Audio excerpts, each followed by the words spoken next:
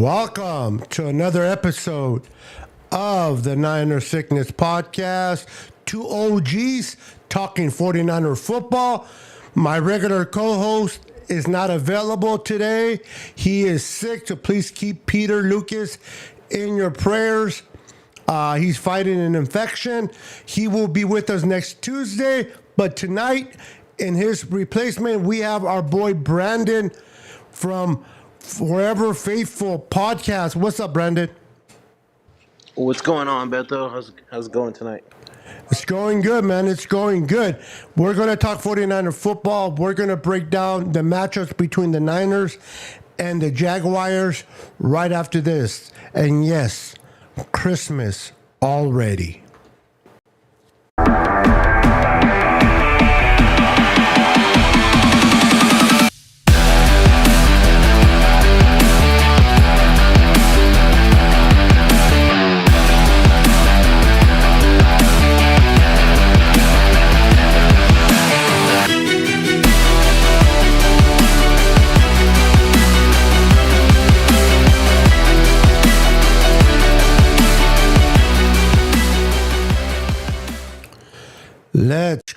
Let's go.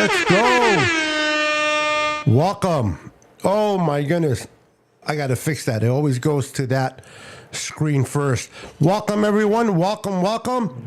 How's everybody? We are live, all the way live from Northern California, baby. Let's go. We're talking Niner football. As you can tell, I have my Christmas tree. I got my little lights in the background. A tradition here in the Casa Luna or Niner Sickness, we like to start Christmas in November. Some of you guys already see my post. I got a whole village in my living room with a 9-foot tree. We like to do that before Thanksgiving. The wife and I like to start it early so that we can take advantage of 2 months. So why not bring it on with you guys? With that said, Brandon, thank you for stepping in for Mr. Peter Lucas tonight. How have you been, brother? How was your week? I'm doing well, man. Just working away. I'm joining in from my computer right now, so if you want to pop me in. Okay. I was like, am I tripping here? There you go. All right, hold on. There we go. I'm here. Much better. All right, cool. Yeah. I'm like, wait a minute, you're calling. How in the heck? Tripping. All right, guys, get ready for a great show. But before we get started, please remember to wipe your feet before getting started and smash that like button. We're also going live tonight on Mr. Brandon's channel, so make sure to hit that like button there as well. And I believe we're going live on Pete's channel, so even though he's not with us tonight, make sure to go over Pete's channel and hit the like button there. Let me go ahead and welcome the cast real quick, Senor Brandon. We got Niners Throwback in the house. What's up, Niners Throwback? What's up, Throwback? We got Jimmy Perez in the house. What's up, Jimmy? We got Roberto Davis. Dang, Christmas already? Heck yeah. That means we're closer to a Super Bowl.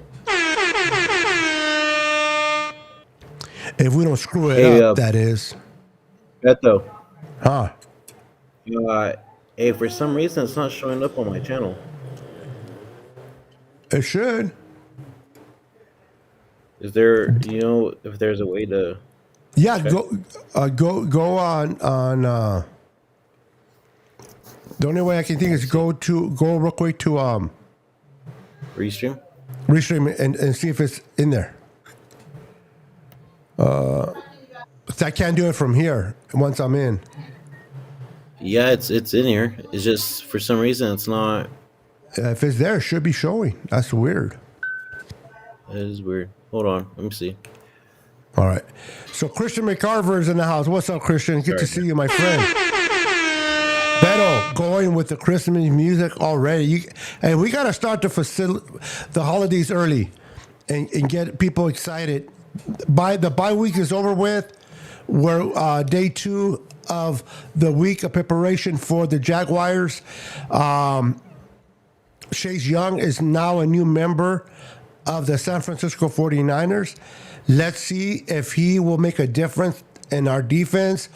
Hopefully they got their shit together throughout the bye week and figure this out.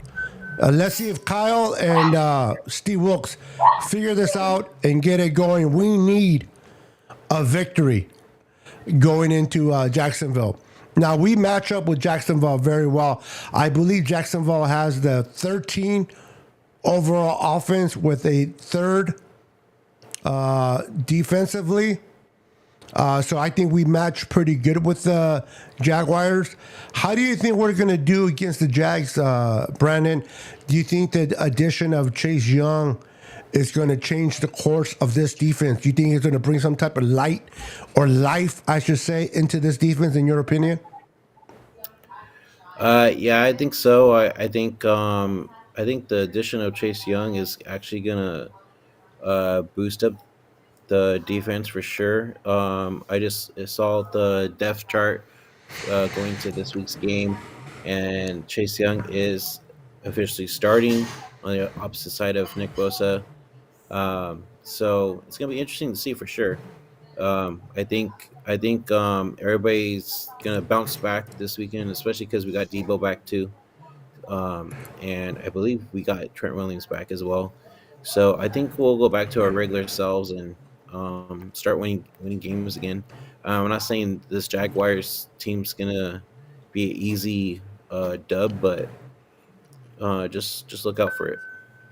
Yeah, the Jaguars are playing good football, bro. They're playing good football. This is not a walk in the park, to say the least. Any Niner fan that thinks it's going to be, based the way we played against the Bengals, the Cleveland Browns, and the Minnesota Vikings, losing 3 games in a row, for damn sure this game is not going to be easy. It's played in Jacksonville. One thing I don't like about the schedule, bro, and the NFL is that we have already faced 2 teams coming off their bye. We're going to face a third one later on with the Cardinals. And when we go on a bye, instead of having a little bit of a leverage playing a team that played the week before, nope. Guess who has a bye as well? The Jacksonville Jaguars, and they're playing at home. So what's up with that? Why do you think the NFL has it for the Niners, bro?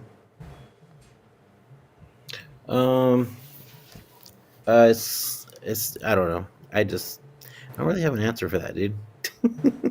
To be honest with you, Apparently not. I think it's just the way the game is. To be honest, I don't know. That's all good, bro. That's all good. We'll put Mr. McCaffrey up there to cheer you up. Still trying to figure out this stupid thing.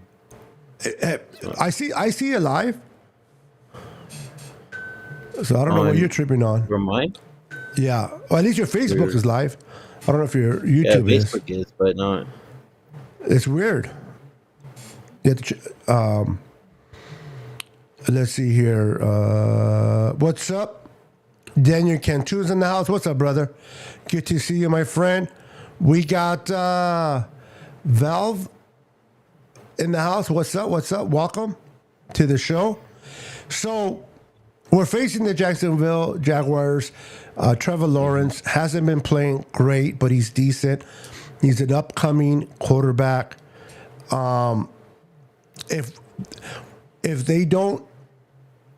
we don't put pressure on this guy, if we don't harass him defensively, we can see another outcome like we did with Joe Burrow in the Cincinnati Bengals. Now, the Jaguars don't have that great of a receiving corps, but they have decent receivers. And Trevor Lawrence, number 1 draft pick for a reason, has been playing well, good football. I would like to see the Niners really bring pressure against Trevor Lawrence. I want to see him on his ass. I want to see him be harassed. I want to see him be distraught. I want him to be throwing off his wrong foot. I want to see him not able to make his reads, because if it's not Chase, if it's not Bosa or Armstead or Hargrave, somebody is in his face Having that speed, people don't realize, Brandon, that we've been lacking, and the Niners, ever since D Ford had to retire because of injury, the Niners have not truly found that speed receiver they can complement in Nick Bosa. They've been trying it with other players. It hasn't worked out. They was hoping that Drake Jackson will be the guy. I'm not saying he's not in the future, but he kind of gave us a false pretense in the beginning of the year, didn't he? Like 3 sacks right off the bat. We're like, oh crap. We're heading in for a great season of sacks. Jackson already has 3 in one game. And after that, nothing. So they tried Farrell in there. They brought Randy Gregory in, try to see if he can bring some pressure. And even though Gregory is a great extension and help as a rotational piece, he's not your typical starting defensive end opposite of Bosa. So we were still lacking in that position. And what did they go do? They went and got a guy like Chase Young for nothing. At the very least, he'll be a rental with the option to buy. We don't know what's going to be in the offseason. Maybe the Niners get him. Depending, I think if Chase Young has a double-digit year in sacks, we might keep him and get rid of Brandon, but that's a whole different conversation. Keep that in mind, though. But if he doesn't get the sacks and he's just a rental for 1 year, what did we give up? We paid $500,000 for him, and we only gave up a third comp pick, not even the Niners' third pick, a comp pick, which is the bottom of all the thirds. So it's like a 95 to 100 spot for the Commanders. And if we do lose him in 2025, most likely we'll get that third round back as a comp. So great pickup. Do you think that Chase can finally be the one, that D Ford player that we've been missing? As you know, Hargrave kind of is replacing Buckner. Now you have more experience, Bosa. Armstead is who he is. Now with the addition of that extra speed and power opposite of Bosa, do you think this offensive line can kind of get back to somewhat what they were in 2019? Yeah, I think so. I think like with the addition of Chase, I think it's going to be more dominant, and especially because instead of double teaming Nick Bosa, now they have to worry about Chase Young on the other side. So that's going to be a plus for Bosa as well. So I'm excited to see this defensive line, dude, this weekend. To see how different it's going to be with Chase Young in there now. So it's going to be interesting to see. And then also too is I want to see if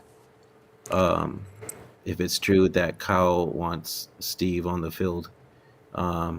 So we'll see if that happens this weekend as well. Yeah, talking about Steve on the field, bro, I honestly, I don't think it matters. I think the whole thing, I want Steve Wilkes to be where he feels most comfortable. If he feels comfortable in the box, let him be. I don't think these players need a pat in the ass. They don't need this rah-rah guy. It's nice to have. It was fun. I think the whole rah-rah from D'Amico Ryans and Robert Saleh was more for the fans to enjoy the hype and everything. But I think as Niners, as players, these are professional players making a lot of money. Nick Bosa, it was said that when everybody went off to their hometown on the bye, Nick Bosa stayed behind at the facility. Why? Because he wanted to... Chase was there as well, and he wanted to bring Chase up to speed for the game that we're going to be facing against the Jaguars on Sunday. That was Bosa showing his maturity. A man like that doesn't need a rah-rah guy snapping on the ass telling him everything's going to be okay. So I'm okay with Wilkes being in the box or the field. It doesn't matter. All I want him is to make the proper adjustments. Trust your players. Trust the people you have at hand. I understand that Wilkes likes to bring in his format of how defend. Rely more on the front four. Let them go hunt. Drop 7. Play zone. Play quarters. Get away from the man on man, and exposing the middle of the field. You play zone. You don't give up the big play. You give little chunks here and there. That's fine. This is why we have Warner and Greenlaw there. So I would like to see him play a little bit more zone, more quarters than we have been. But this is the trick. Against the Jaguars, they destroy defenses that play zone. They struggle with defenses that play man. So this will be a team that you would think that he will continue to play man to better defend Trevor Lawrence. What kind of formations and style of football do you think that Steve Wilks should play this Sunday against this type of offense, in your opinion?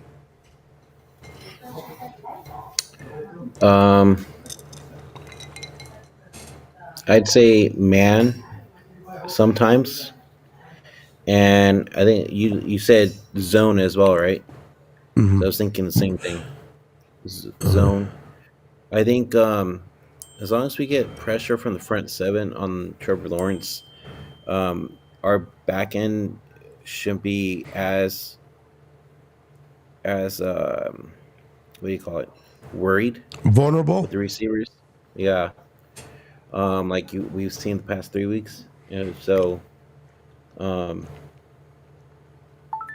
that's what I hope happens. To be honest with you, because us not getting the pressure that we usually get from our front 7 is what's killing the backfield with these wide open receivers and just them running all over us. You know what I mean? Yeah, So absolutely. No, I'm with you. I'm with you. I think the Niners definitely need to work on providing that pressure against Trevor Lawrence, get him off his game, throw him off, let him hear footsteps. I would like to see stunts, cross stunts being done by Bosa. I would like to see the Niners just put the quarterback on his ass, basically. Play it simple. Put the quarterback. Listen, they said the best way to help a secondary, obviously, is to get a top flight corner they can cover and they can keep up with the receivers. But if you don't get that position filled, the next best thing is to put pressure on a quarterback, to put pressure on the quarterback and get him on his ass, make throws he doesn't want to throw, where we can easily take advantage of that and intercept the ball. So the Niners were trying to get a corner, and it sounded like they wanted the corner from the Bears. The Bears just sounded like they wanted too much for him. They couldn't get it to work, so they didn't get him. But they got the next best thing. They got Chase Young that is going to help to bring pressure. Like Brandon said earlier, if you can get to the quarterback, if you can put him in positions to make mistakes, that offensive line of the Jaguars isn't good. Now, because of that, he has been throwing the football much quicker and releasing it quicker than he normally does. That's something that we're going to try to figure out. But having speed on the outside is going to help out. Not only that, Brandon, but bringing Chase in, he's also going to help against the run, stopping the run. That's something that we have to do. We've been getting exposed the last 3 weeks against the run. We can't play our style of football if the Niners can't stop the run. They got to stop the run and work from there. With the addition of Chase, I think that will take place. Hopefully, that's what happens. You said the Deebo's coming back. I don't think Trent Williams is a for sure thing yet. He still might miss. We'll find out more on Thursday, according to David Lombardi. Trent normally misses every Wednesday practice anyway, so we won't get a clear indication whether Trent will be ready to go not until Thursday. But Debo is projected and heading in the right direction to playing, and we know how important Debo is to this offense. How much of that is going to help out Brock Purdy against the Jags, bro? I think it's gonna help out a lot, dude. Having Debo back in there in the lineup is gonna help for sure, especially with the calls for Debo. Um, it opens up the field a lot more too, because the past 3 weeks that it seemed like Purdy was just throwing to Brandon Ayuk a lot, and nobody really else besides George a little bit was getting the ball, and also CMC. So having Devo back in there, it's gonna help out the offense a lot more. Um, so it's not just one person to get the ball like we have seen. It's gonna be Debo a lot, or George Kittle, hopefully. So stuff like that, and then also going back on you saying about the corner dude for the trade. I heard that actually the corner from the Bears didn't want to get traded, and that's why the Bears ended up not trading him at all. And the stuff you heard about the whole, um, they're about to get the deal done with him. It's all a lie. And this is coming from John Lynch. He was on KMBR like the next day and saying, "Oh yeah, that's not true at all. None of that happened." So Yeah, just I know. clarifying I that know. real quick. I like that. Appreciate it. I think the story with the Giants was a little bit of a. I think that came from a fake account. That Yeah, that was a lie. yeah, that was definitely a lie. Yeah, The guy with the I'll Bears. clarify it. Yeah, yeah. I think the guy in the Bears they were pursuing. Like you said, maybe he didn't want to be traded, and you can't make him come. But I like Ward. I like Lenore. I think the area that we're very vulnerable in missing a player like Jimmy Ward is in the slot corner. K1 Williams was the greatest slot corner that I like. Hopefully, now that they open up a 3 week window for Womack, what's the other receiver, the rookie corner that we picked up? Can't think of his name right now. Luter. And we opened up the window for Beal Jr., that defensive end. Now, let me explain to people what a 3 window means. Means that within those 3 weeks, they can practice with the team, but they don't count against the 53-man roster. They don't have to be on the roster. They can practice.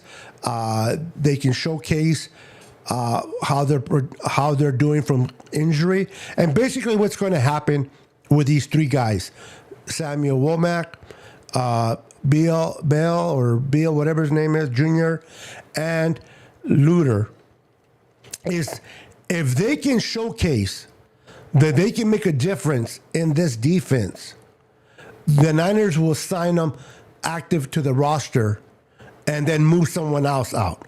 But if they don't practice great, if they don't make a difference in the practice field, then the Niners have the option to shut them down for the rest of the year.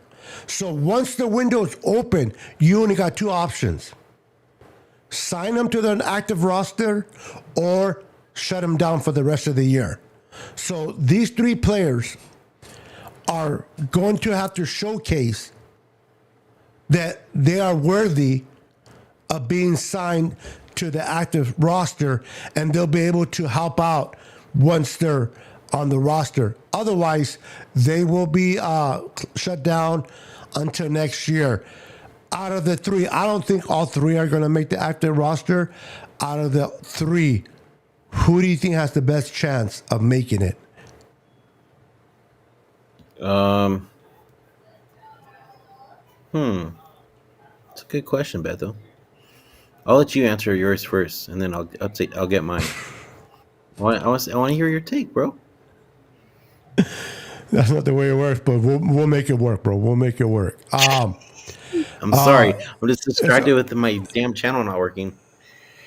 let it go, bro. We'll make it work tomorrow. We'll do something tomorrow for it. I should be working. Your other channels are working, so it's weird. But Yeah, I know.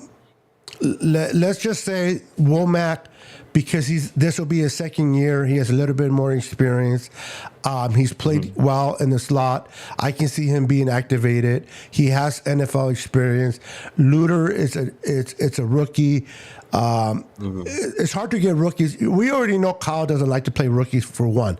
Two, it's hard to play rookies when they have the whole off season and they're in training camp and they're and so forth, and preseason games. Luter didn't do any of that because of the injury.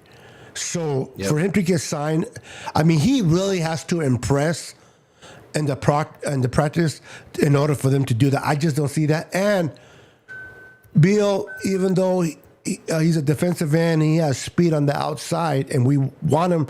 I think he ran a 4.4, so he has excellent speed. But now that we added Chase Young, how many defensive ends can you have on the roster? So because of that, I think he'll get shut down as well. Again, now if they practice and they work their ass off and they showcase that they can be valuable on game day, then heck, we'll see what happens. But I expect them to get shut down. So I think out of the three, Womack will be the one that gets signed to the roster. And we're already deep roster-wise. So, and we do need help in the corner slot. And when I mean corner, I'm not saying putting Womack there. I think this is just my opinion. They're going to try Womack on the outside, opposite of Ward, and bring Lenore in. Why? Because even though you got Womack, who's smaller size, they can cover better. He's not that great against the run. He gets pushed over against the run, and we need a corner that can do the run and the pass. And I think Lenore is more fitted to do both of those as a corner. This is why Isaiah Oliver is amazing against the run, but can't cover for shit. So I think they're going to try to move Womack on the outside and move Lenore on the inside, and hopefully that adjustment is going to give the front forward opportunity to get to the quarterback, because the front complements the back, Brandon, and the back complements the front. If the back can hold on and cover well, and the quarterback doesn't get to have a receiver open right away, guess what the quarterback has to do? He has to hold the ball a little bit longer than he wants to, therefore allowing your front four to eat. If your guys in the back can't cover, and the quarterbacks are just getting rid of the ball, as they have been, while Bosa's getting there, but right before he brings him down, the ball's out of his hands. So they have to complement each other, and hopefully they will. But adding someone with the speed of Chase may make these quarterbacks get out of rhythm, and hopefully we'll start seeing that against the Jags. How soon do you think, Brandon, that Chase will pay dividends coming into the system? Not what you hope he would do, but based on football knowledge and the way he plays, how soon? Do you think he'll play any dividends in this game? Yeah, I do actually. I really do. I think you're gonna see the difference right away this weekend. I really do. And then going back on that last question, but though, I'm gonna say Womack as well. Um, I think we haven't seen him all season yet, and I think he's due for getting in on the field and having a good ass game. I mean, you saw how he was during preseason, so I mean, it's only time because Oliver isn't cutting it right now. So um, it's gonna be interesting to see for sure. And then one more thing is, you see that they had some players get tried out too this week, Yeah, I know and one that was in there. you know who was in there? The all faithful, Mr. Yeah, UPS good old himself. Deontay Johnson Yes, or sir. Dante Johnson. Dante Johnson. And they didn't sign him, believe it or not. That was surprising to me. The fact that they brought him in didn't surprise me. The fact that they didn't let him, they let him walk, surprised me. So I don't think Dante Johnson. I mean, he never was a good football player. He was just beloved by the Niners because of all the times he was made himself available. I think it's more of a relationship they have with him. But at this point, the Niners can't afford to play nice. They're trying to win a championship. They're trying to get a ring. I don't think there's any point in time right now where John Lynch can say, "Well, Johnson, we love you. You're great. You're a great guy in the locker room, but you can't do shit in the field." There's no time for that. I'm sorry, we love you. You're a great person, but we don't need a great person. We need a good player. And unfortunately, you can't be that right now. Therefore, your ass is not coming back. You're going to be like Brandon's YouTube channel. You just can't work right now. Like the way I threw that in there. Beto and B. Hey, it's not my fault it's working. Just yes, it is your fault. No, why is everything else work? But your stupid channel. And I didn't mean to say stupid, but it is stupid. But I didn't mean to say it. But you know what I mean. Stupid, not Twitter saying works, stupid. Facebook works. Twitch was working. What, Twitch? I don't know if I put Twitch. I put Twitch. I added it on there and it was working fine. Now it's not working. See? How's that my fault? It's because I messed with it. That's why. Oh, you. Whatever. I think you're the one that messed with YouTube. No, it was working fine, dude. Oh, so it was working. Now it's not. You said for it some never reason worked. it didn't go live. I don't know why. That's weird. Pray for Brandon. The only one. Pray for Brandon. His channel's not. His channel is not working, and I don't know what to do. Guys, what should we do? Hi, puppy. Hi, puppy. You want me to get you a puppy? Do you need a hug? No, I have one already. No. Do you need me to go on the field and rah you and then slap you on the ass? Nope. Okay. I'm divorcing you. Well, you can only divorce somebody you were married to, bro. You got me confused with someone else. Can you try to connect my channel on your end? I can't. Huh? With Ecamm, if I make any changes through Ecamm, I have to shut it down. Why they do that like that, I don't know. Ecamm's weird. Once you go live, the only way to get off is if you get shot. Bebop says it right. Pobrecito. Pobrecito. Oh. Crying for little things. There's people dying in the Middle East, and this guy's worried about his YouTube channel. Chill. What'd you tell me? What'd you tell me earlier? I don't know. Probably a lie if I don't remember. What lie did I tell you? Nothing. Let's just continue on, Mule. Forget it. I don't know. Now I'm it. curious. What did I say? Type it in the chat, in the private chat. But I'm curious. But anyway, getting back to football. Listen, guys. It's a new season. It's the second half. We're 5-3. It is what it is. We struggled the last 3 games. The Niners been in situations like this before. Let's keep it real. I know each season is different. I know a lot of us are anxious for a Super Bowl win. We want to win. We want to win. We want the Super Bowl. We all want it. And I understand the frustration of coming so close and nothing. We've been in this position before. It's not a great position. Well, actually, this year, even though we lost 3 in a row, we are in a better position than we were 2 years ago and last year. 2 years ago, what were we, Brandon? 2-4? Can't hear you. I'm on mute. Sorry. We're 3-3. That was last year, 3-5. And the year before, I think it was 2-4. My point being, I spoke this on my channel yesterday or the day before. I don't remember when I went live, but I said this. Everything's about perspective. If the Niners would have started the season 0-3, if they would have lost their first 3 games, right?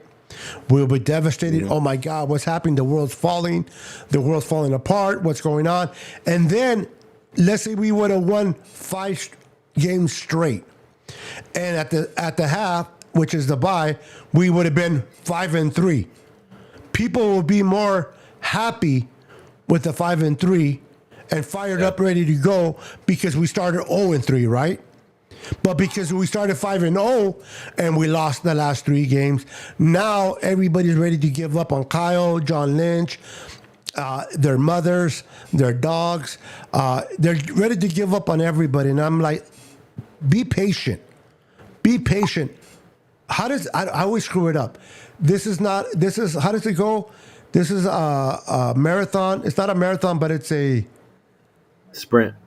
It's not a sprint, it's a marathon. There you go. Thank you. Yep. This is not a sprint, it's a marathon. The Niners have done this before. They faced adversity and they got them back. The last 2 years we've been in the NFC Championship game. 5-3 is not a bad spot to be. Now, the Eagles are 8-1. The chances of having home field advantage, I'm not saying that it's not something we can reach, but we should be focused more on winning. Yeah. And it can happen because we went on a 3-game scale. We were not expecting our team to do that. And I just want to clarify this, Brandon. And I want to get your input as well. The whole shit about Brock Purdy playing like crap is so full of nonsense, bro. There's so many holes in that statement. I understand Brock Purdy has made some crucial mistakes. He needs to clear that up. He needs to fix that. You can't turn the ball over. No, nobody's arguing that. But you know that out of those 3 games that he played, you know which, if I tell you which was his best game, do you know which one it was? The one against the Browns, Minnesota, or the Bengals? Which do you think was his best game of those 3 games? The 3 that we lost, right? Mm-hmm. Of the 3 losses, what was his best game? He had 2, but the best one. I'd say which one was the one that he had like 365 yards? Was that the Bengals game or was that the one before? Yeah. No, that was the Bengals. Yeah, Bengals for sure. You're right. Not because of the 365 yards, but you're right. That is also a big part of it too. I'm not trying to take that away from Purdy, but if you watch and you break the film, which I love to do, I like to break the film down.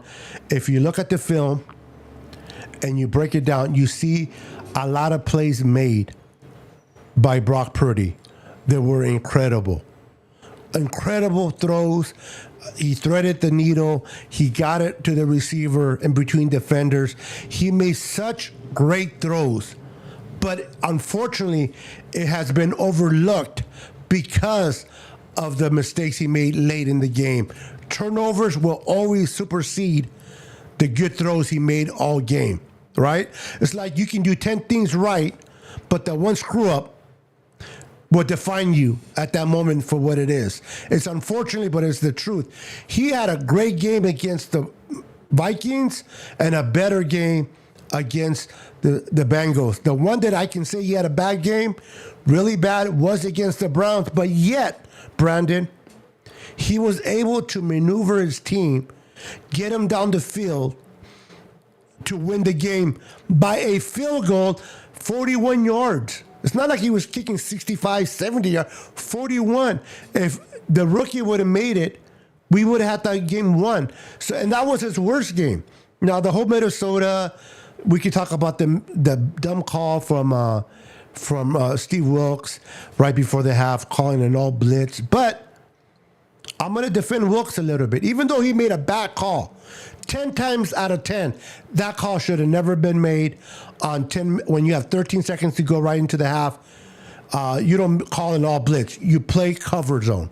You defend the back end, right? You have a deep, at the very least, you have a deep safety sitting back there to try to prevent anything going in. But with that said, Wilkes made a bad call, but Ward got bitch slapped. He intercepted that football.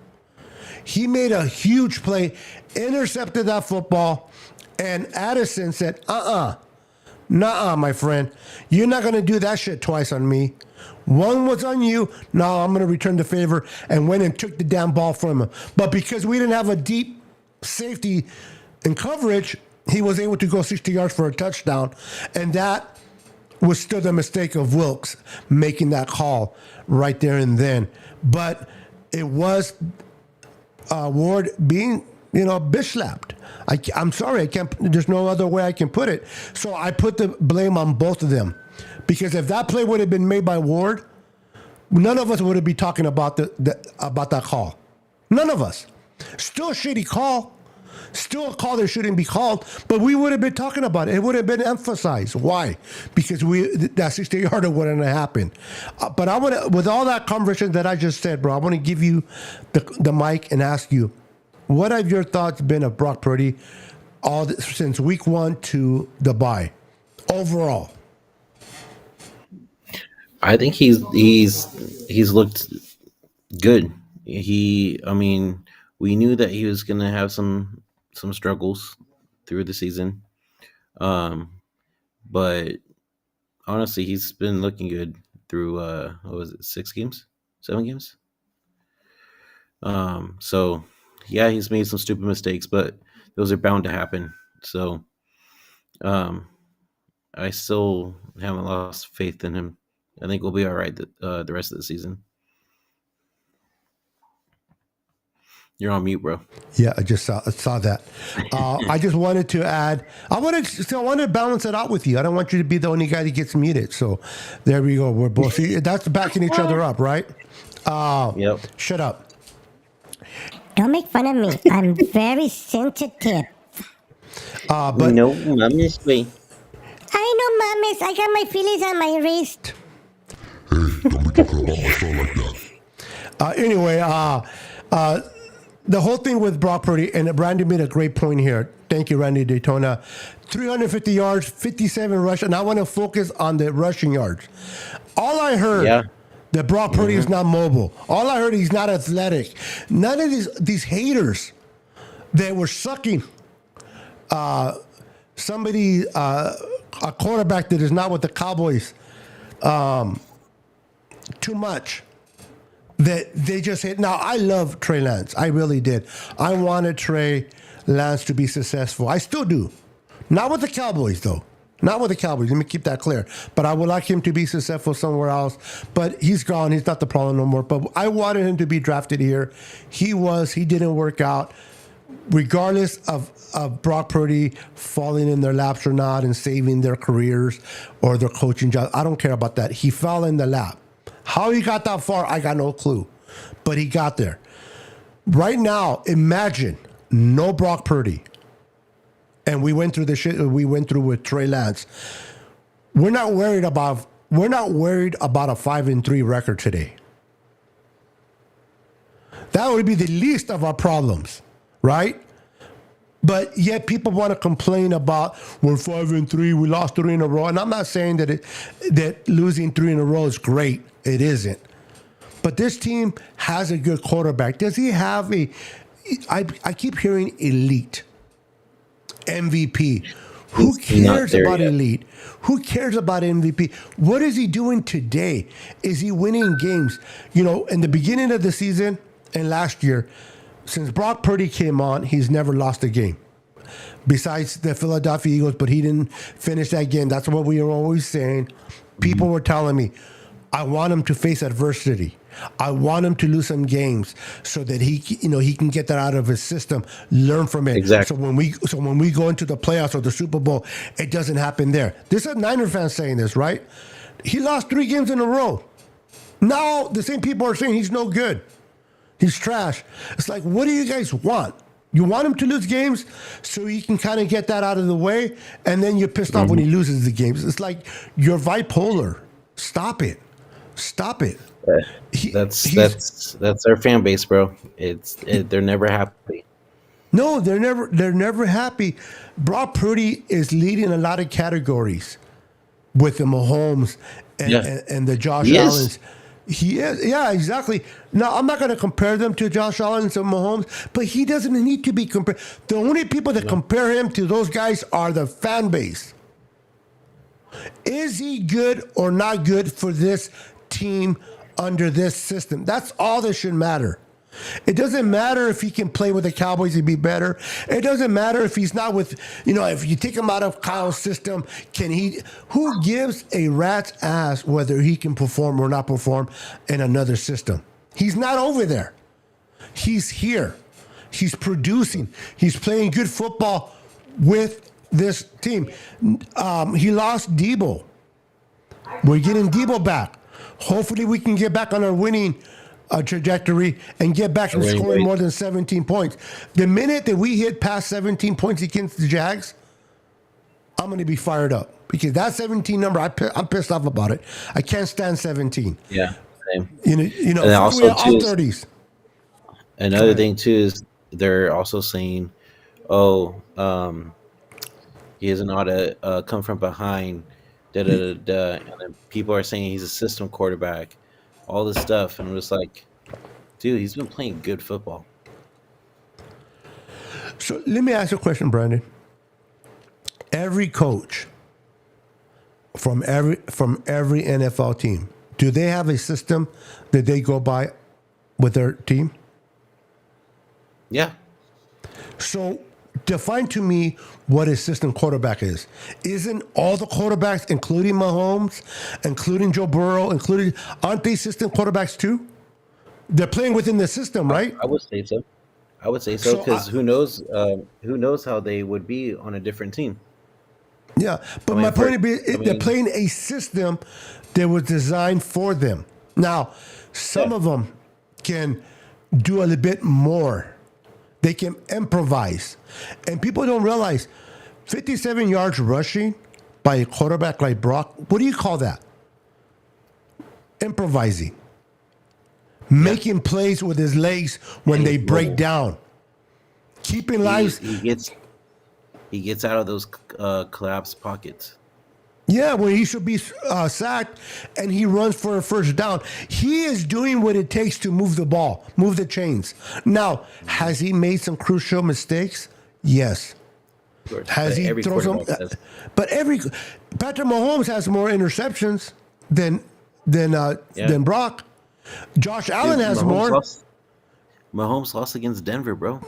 To a team that gave up 70 points to the Dolphins. And we know the Dolphins are not even a good team. Yet, guess how many touchdowns Mahomes had in that game against the Broncos? Zero. Now, is everybody ready to fire Mahomes? No. And if they are, they're stupid. It's crazy, dude. Yeah, I'm telling you, bro. Kyle Shanahan doesn't win a Super Bowl yet. I'm not saying that people can't criticize him. I'm not saying that he's unapproachable. He's very approachable. You can't criticize him. There's some things that Kyle does that pisses me off and pisses a lot of people off. But you can't sit there and tell me just because he hasn't won a Super Bowl yet, he's not a great coach. He's hell of a coach. It will be great to add to that resume by winning Super Bowls. Andy Reid, I know, and I'm not going to mention Dion. I love my boy Dion. He says he's not patient. He doesn't want to go the Andy Reid route where it took him 20 years to win a Super Bowl. But that's reality. That's reality. Everything doesn't go through a drive-through. Everything's not microwavable through the microwave. Sometimes you got to cultivate it. You got to work on it. You got to keep knocking on the door so that eventually the door might be open. And I love my boy Dion. But luck is definitely part of football. Ain't nobody gonna tell me otherwise. You know that play where Fred Warner knocked the ball out of the player and it rolled and it hit somebody's leg and I think it hit Lenore's leg and it stayed in bounds and then one of our defenders caught it. It's a football that is not round. Okay, first and foremost, what are the odds of it hitting Lenore and staying in bounds? If that's not luck, I don't know what is. The play by Fred Warner was skill play. Knocking it out, that was a great play but everything else after that was pure freaking luck. The play that just happened with the Browns, where the ball was intended for Cooper, it hit a defender, deflected it, it bounced up further, Cooper ran around into the end zone and caught it again for a touchdown. That wasn't even meant to be a touchdown. What do you call that? Do you think that was brought up in the game plan? Well, when the defender of the team we're playing deflects it, you go around and recatch it. That is pure luck. My point being is this. You got to not only be skilled at what you do, very good coaches, very good players, but you also need luck to get to the Super Bowl. If freaking Tart doesn't drop the ball, nobody was around him. Nobody. We win that game. I know we do. Whether we win the Super Bowl, I don't know. But we win that game. And I think the way how bad Cincinnati was hurting offensively, I think we would have won that game. But one bad play, that's luck. Good luck for the Rams, bad luck for us. There's a lot of luck involved. That 70-yarder to Tyreek Hill that we gave up in the Super Bowl. I don't know about you, Brandon, but to me, that was a point of no return. That's when everything changed. And you can feel the momentum change to the Chiefs on that 70-yard pass. It's like the whole air and life got sucked out of the Niners, and we went up losing that game. Now, we want to blame it on Jimmy that he overthrew Sanders. So be it. But it was the defense that gave up those yards that should have shut down. We were doing it all freaking game. So my point is this. You do need luck. Kyle is doing whatever it takes to try to get us to the dance. Okay? Yes. But sometimes the pretty girl has to ask the ugly guy out. That takes luck. If we get to the dance, we just might make the Super Bowl, and we might just win the Super Bowl. But at least if you get near the dance floor, you have an opportunity to be asked to dance. If you're nowhere near inside the building, and you're outside looking in, meaning you're not in the playoffs, guess what? No chance of winning the Super Bowl. So my point is this. Yeah. Kyle's good. We got a great roster. We got to remain faithful. We're 5-3. We go and beat the Jaguars, handle our business, get back into the winning ways. We're 6-3. Let's start building off of that. We just seen the Rams get their ass kicked by a bad and Seattle. Green Bay. And Seattle got killed by a good Ravens team. But I expected Seattle to lose. I did not expect them to get abused the way they did. 3 points? Yeah, bro. 3 points? That's it? Crazy. Come on. So I'm not worried about the Seattle Seahawks. I'm definitely not worried about the Rams. And the Cardinals are trying to figure out what to do with quarterback over there. All I'm saying is those are winnable games in our division. Yeah, Rams just picked up Carson Wentz too. I told Rudy, get ready for the Super Bowl because oh my God, you guys are in Super Bowl contagion now. What do they even need him for? And then what happened? What happened to the guy that they drafted from Georgia? Rudy was talking about all highly about him in the offseason. They don't even trust him. That's why I love Rudy. Yeah. But Rudy, I love you, bro, if you watch this, but you don't know shit about football. You don't. You're just emotional. But hey, it is what it is. We're hitting about an hour. Go ahead. What were you gonna say? And he froze. I'm gonna keep it like that. Look at him. Look at him. Look at him. Look at him. Brandon. Oh, Brandon. Brandon. You, Brandon. You, Brandon. Here, little Brandon. Oh, Brandon. Brandon has left the building. There's Vato. I'm going to leave him under until he leaves.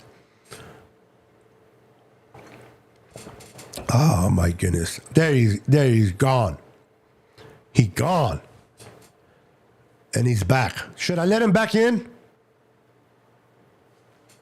Should I let him back in?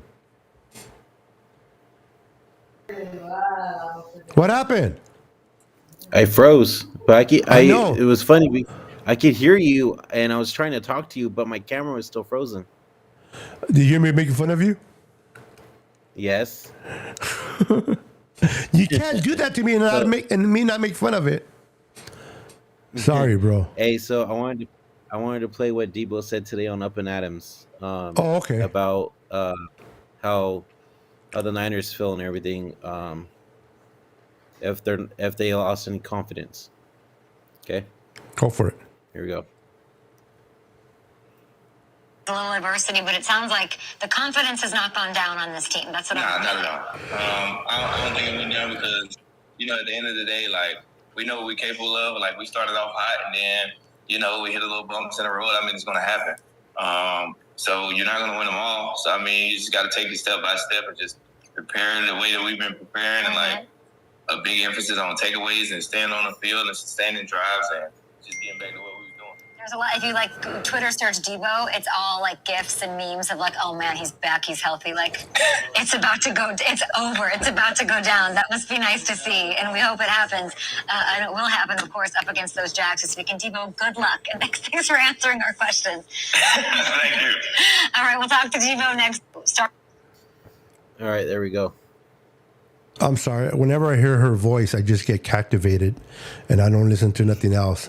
I think she is so fine. But anyway, back to the show. Oh, you don't agree? No, I do. But Okay, just looking then, at her fair. is even better. Anyways. But anyway, what do you thought? Well, what are your thoughts? Okay. I'm going to do what you did earlier. I'm going to throw it back. I didn't pay attention, so I'm just going to ask what your thoughts. Because you're too busy fucking around with my camera. Exactly. I'm not going to lie. That is exactly why I didn't pay attention. And I haven't heard it before, so I don't even remember. Okay. I figured that their confidence wasn't going down at all because, I mean, like Debo said, it happens.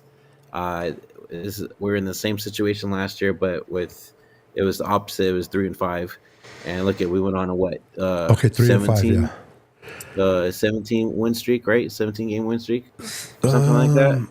It was. I don't think it was 17, but it was a lot. It was lower. It was like I think 10 or 12. Yeah. Yeah, we were on a win streak, so I ain't worried. This team's freaking talented. We got the players. We do. We added more depth to the defensive line. We'll be fine. I haven't even lost confidence in this team, so I'm just excited she? Who is she? Kay Adams. Jesus. Kay Adams. Come on, Jesus. She was on Good Morning. No. What's it called? Football. Good Morning Football. Yeah, she was originally on Good Morning Football, and she left there. Now she's starting her own podcast, which is Up and Adams. And one thing I didn't know about her, that guy's what's his name? He does a podcast, not a podcast content. Stitz is his name, I think it's called, or I can't think of his name. My apologies for not remember, but he worked with her in the beginning, and she was on his podcast, and this is like one of us guys, and I can't think of his name, but he was on a podcast and he got fired, and then he started his own podcast just recently. Do you know who I'm talking about? Mm-mm. No, he's Nope. yeah, okay, but anyway, he knows Kay Adams real well and brought her on his show and share some stories where him and her were left in a hotel one time by themselves. I'm like, ooh, but he jokingly said nothing happened. But this is like before Kay Adams was who she is today. She wasn't known. She wasn't on TV. They were, they're trying to make it. But it's pretty cool when you hear stories like that. But do you have a picture of her? Maybe I can show my boy Jesus. No, I'm typing his name. No te digo. Kay Adams. Hold on, senor. Let me show you the lovely Kay Adams. I mean, everybody has a preference. You might not think she's pretty, but Jesus, come on. She's hot. Like you gotta hate autocorrect. There she is. Come on, that one. I want a nice one of. I want a clear one. There it is. There she is. Gosh, she's a goddess. Yeah, she is. She's really nice looking. I wanted to show this one's kind of blurry, so it's kind of like. This is the one I wanted to show, but it's blurry. It doesn't focus in, but it's right there. Yep. But anyway, Jesus, that's Kay Adams.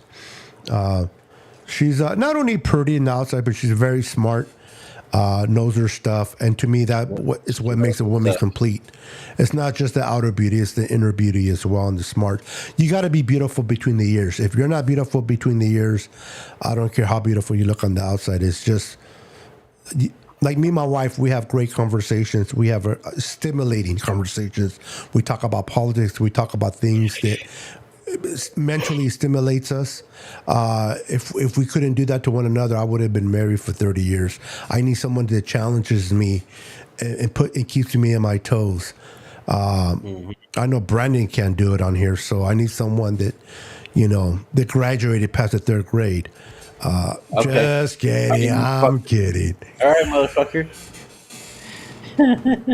PJ put away.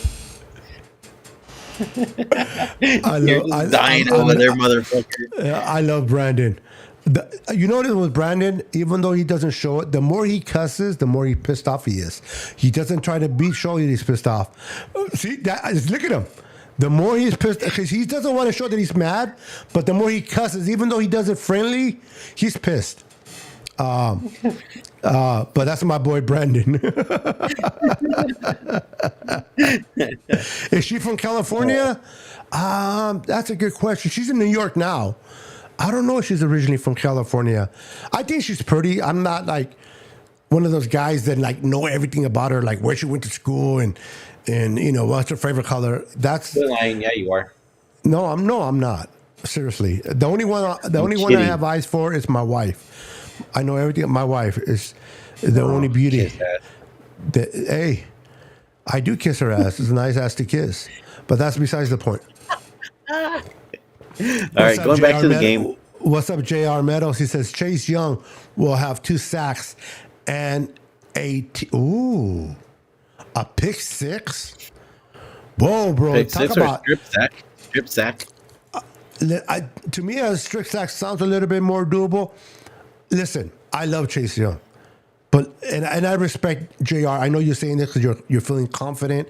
You want us to win, but let's tether down our expectations a little bit. That's a little bit too much to put on Chase Young for game one. If he doesn't, the 2 sacks maybe, but the pick six, that's a little, I hope we don't judge him by that. If he doesn't commit a pick six, he's no good. But I love your spirit, bro. I love your spirit. Solo tú, mi amor, solo tú. Ramon Clark. How you doing, sir? Welcome. What's up, brother? Hey, so going to this game, who's your X factors? Real quick, read that statement for me that Randy just put there. Y solamente tú.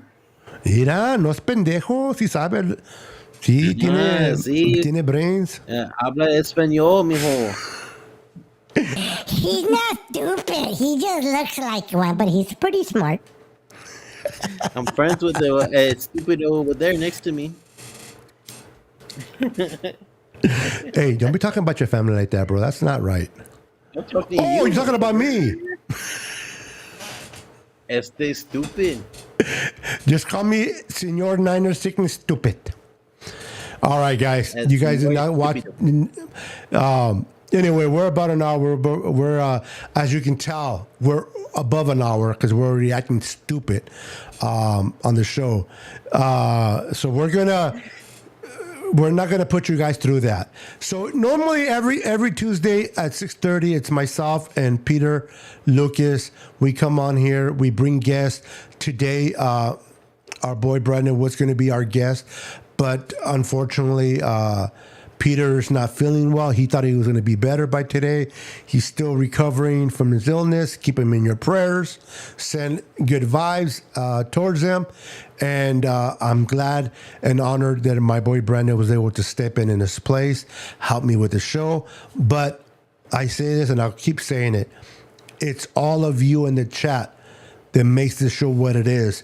So give yourselves a hand of applause. For that. Appreciate each and every one of you. Make sure to like and subscribe. Now, for some reason today, it went on all his channels but YouTube. So real quick, Brandon, where can they find you on YouTube? Give your YouTube name and how they can get you and watch your shows there. Yeah, so it didn't go on tonight for this show for some reason, but I will be uploading this episode to my channel after we get off here, and so it's there. But for our Faithful Podcast, search it up in the search bar on YouTube and hit that like and subscribe button. We're trying to get to 500 subscribers, and once we get there, we'll be doing a patch giveaway. So don't forget that's still going on. Being J Beto Niner Sickness still has the patches. Yeah, let's get them to 500 and we'll figure out what the price would be. Probably might be even better than a patch. So, you know, the whole point. Let's be honest. Everybody wants to win a free item, and you will. But the whole point of support is supporting Brandon and what he's doing, and he's bringing you Niner content. He's bringing you updates, keeping you informed with your team. He's doing his best to grow his channel. So we are Niner fans. We are the faithful. We support one another. We back each other up. So make sure to subscribe to his channel to back him up, and in return, you'll have the opportunity to win a great prize. You can't. There's no way to lose. So do that. Make sure to follow him. Also follow my friend Pete Lucas channel. I'm trying to think of his name. The Fanatic Podcast. Niner Fanatic Podcast. Thank you. I talk to so many people, I always get confused. But Niner Fanatic Podcast, correct.